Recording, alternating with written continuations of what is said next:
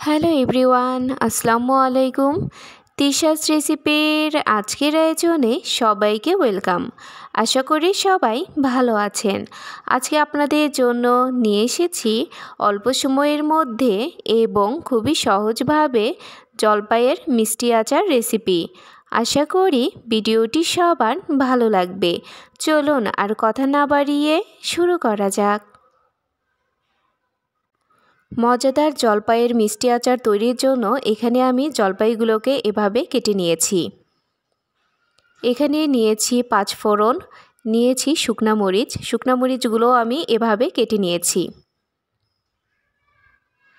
এবার চুলায় একটা হাঁড়ি বসিয়ে দিয়েছি। এখন এর মধ্যে দিয়ে দিচ্ছি খাঁটি সরিষার তেল। এখন এর মধ্যে দিয়ে দিচ্ছি 5 ফোড়ন, দিয়ে দিচ্ছি শুকনো মরিচ। এবার এগুলোকে আমি হালকাভাবে একটু ভেজে নিব।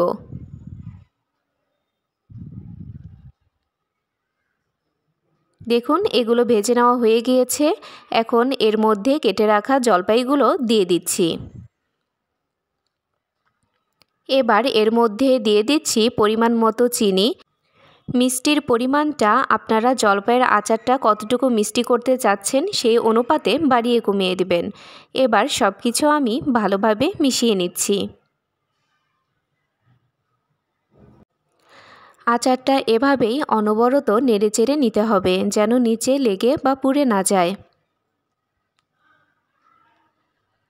আর এই পর্যায়ে দেখুন তেলটা উপরে উঠে এসেছে এবং আচারটাও হয়ে গিয়েছে।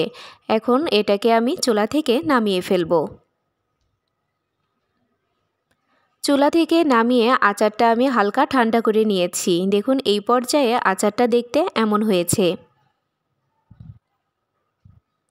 এবার আচারটা আমি একটা জারে ঢেলে নিচ্ছি। এই জারের মধ্যে আগেও এই জলপাইয়ের আচারটা ছিল, যা বানানোর একদিনের মধ্যেই আচারটা শেষ হয়ে গিয়েছে, তাই আমি সেকেন্ড টাইম আবারও আচারটা বানিয়ে ফেললাম।